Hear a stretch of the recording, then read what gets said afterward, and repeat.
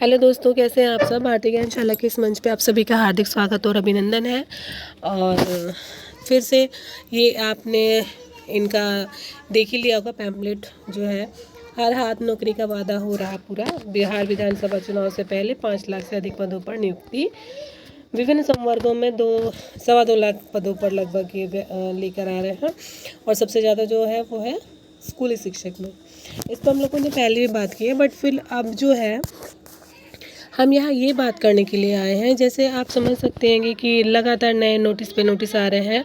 कभी आ रहा है कि टीआरई 1, टीआरई 2, टीआरई 3 तक में, ठीक है।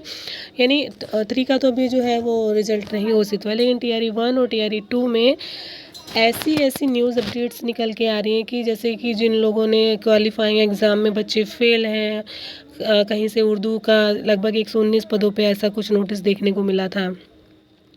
अलग अलग चैनलों के माध्यम से हम भी देखते हैं और आप तक ये बात, ये कोई न्यूज़ अपडेट आपके लिए नहीं है दी जा रही है। ये एक सिर्फ हम लोग आपस में एक कहते हैं ना कि अपनी बातचीत का जो है आदान प्रदान किया जा रहा है अपनी भावनाओं को। वही चीज़ें हैं कि अगर वो 119 सीटें जो है, जो इन सरकार की लापरवाही की वजह से उन लोगों के पास चली गई जो लोग क्वालिफाई नहीं थे, ठीक है। और जो मानदंड था कि आप लोगों को एग्ज़ाम क्वालिफाई करना है, उसके बाद ही आपकी जो है आगे की कॉपीज़ चेक होंगी, उसको ताक पे रखते हुए उनको जॉब दे दी गई। ये सब आरटीआई के खुलासे हैं जो बड़े बड़े चैनल्स वाले अपने न्यूज़ चैनल्स पे या फिर अपने यूट्यूब चैनल्स पे जो है वो बताते हैं, दिखाते रहते हैं। तो उन सब चीज़ों को देखने के बाद ये एक दिमाग में उपज आई कि हाँ, हम लोगों को आपस में इस तरह के बात रखनी चाहिए कि क्या ये इतनी बड़ी गवर्नमेंट जो एक राज्य चला रही है, उसके पास क्या इस चीज़ का अनुभव नहीं है कि हमें चेकिंग किस आधार पे करनी चाहिए और किस प्रोसेस को कब पूरा करना चाहिए। अब टीआरई 3 जो है वो पेंडिंग में लटकाया हुआ है, और टीआरई 1 और टीआरई 2 का ये लोग अब नया पे इन लोगों ने चेकिंग दे दिया कि वहाँ का जो मुखिया है, वहाँ के जो प्रधान है, वो ये चेकआउट करेंगे कि ये जो व्यक्ति यहाँ पे जॉब कर रहा है वो व्यक्ति वहाँ फिज़िकली रहता है कि नहीं रहता है। अब ये एक नया खेल हो गया है। अब जो है वो जॉब कर रहा है, उसने कई महीने की सैलरीज ले ली है, और अब आप ये नया नियम निकाल रहे हैं कि अब वो वहाँ पे जो मुखिया वो चेक करेंगे वो फिज़िकली वहाँ का रहने वाला है कि नहीं है। ये डुप्लीकेसी की जांच, क्या लगता है कि ये डुप्लीकेसी की जांच जो आपने पहले नहीं कराई, और लगातार बीच में तो बड़ा बवाल हुआ था, यहाँ जांच हो रही थी, वहाँ थंब इम्प्रेशन नहीं मैच कर रहे थे, चीज़ें एक बार लाइट में आती हैं, उसके बाद पता नहीं कहाँ लुप्त हो जाती है ना। तो वो चीज़ एक बातें आती थी कि इनका थंब इम्प्रेशन नहीं मैच हो रहा, क्या हुआ उन बच्चों का, कुछ अपडेट ही निकल के नहीं आता बाद में हम लोगों तक।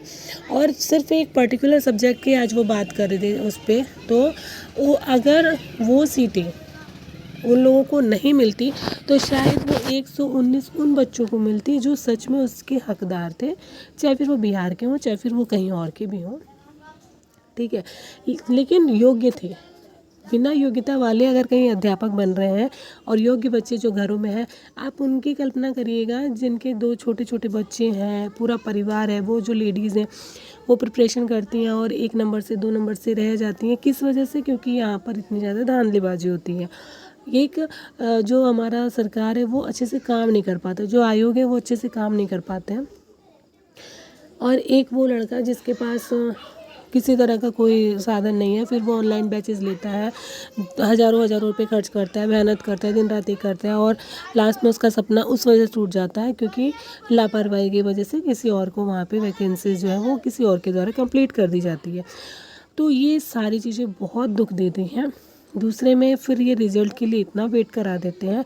अब इन्हें टीआरई 3 का रिज़ल्ट देना चाहिए, तो अब इस बीच में इन्होंने सिर्फ ध्यान भटकाने के लिए ये सारी चीज़ें हो रही हैं। होगा कुछ नहीं, अभी ये हाई हुल्ला मचा देंगे कि ऐसे किया जा रहा है, वैसे किया जा रहा है, उनको दिया जा रहा है। अब क्या होगा कि जो हमारे जिनको ये काम सौंपा जाएगा, अभी आपने सुना होगा, ये हाल ही में करंट अफेयर की न्यूज़ थी कि 3600 करोड़ की लागत का जो है वो शिवाजी की मूर्ति बनाई गई थी और वो 8 महीने के अंदर ही ध्वस्त हो गई। अब आप सोचिए कि 3600 करोड़ रुपए कुछ मायने रखते हैं और वो मूर्ति 8 महीने में ध्वस्त हो जाती है। इतने बड़े लेवल का करप्शन है। तो अब तो ये तो खुलेआम चांदी हो गई मुखिया लोगों की, प्रधान लोगों की, उन्होंने उन्हीं को कर्ता धर्ता बना दिया है। ये लीजिए सर, हम तो यहीं के रहने वाले हैं, अरे लीजिए सर, ऊपर से नीचे से जेब गर्म हो जाएगी, वो आदमी वहीं का फिक्स हो जाएगा। तो वहाँ कुछ नहीं होने वाला। बस यहाँ हम लोगों को इधर उधर फंसाने के लिए ये सारी चीज़ें हो रही हैं। जो जहाँ है वो अब सेटल हो जाएगा। क्यों आप मुझे मतलब मैं आप लोगों से भी ये पूछना चाहती हूँ कि जब RTI हम लोग लगाते हैं तो हमें ये जवाब मिलता है कि ऐसे ऐसे है।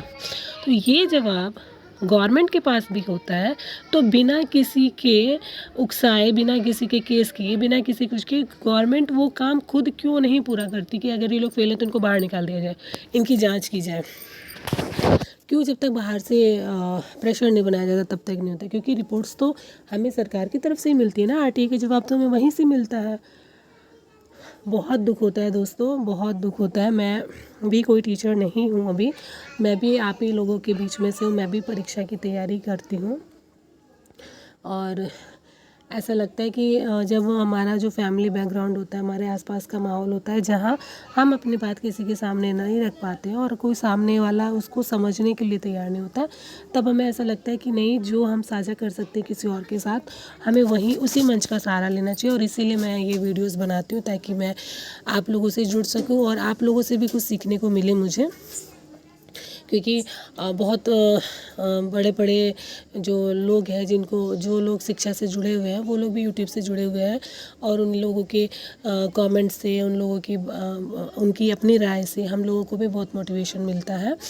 तो जो मैं पढ़ती हूँ, जो मैं सोचती हूँ, वो मैं वीडियोस बना के डालती हूँ। जो मुझे लगता है वो मैं आप लोगों के साथ साझा करती हूँ। तो आशा करती हूँ कि आप लोग मुझे सपोर्ट करेंगे और अपनी बात, अपनी जानकारी भी मुझ तक पहुंचाने की कोशिश करेंगे अपने कमेंट के द्वारा। और उम्मीद तो यही है, जो हेडमास्टर और हेड टीचर का था कि 29 तारीख को उसका रिजल्ट आने वाला, और BPSC TRE 3 का अब जो शिक्षक भर्ती का था, वो मुझे नहीं लगता कि दिवाली और छठ से पहले वो रिजल्ट आने वाला है।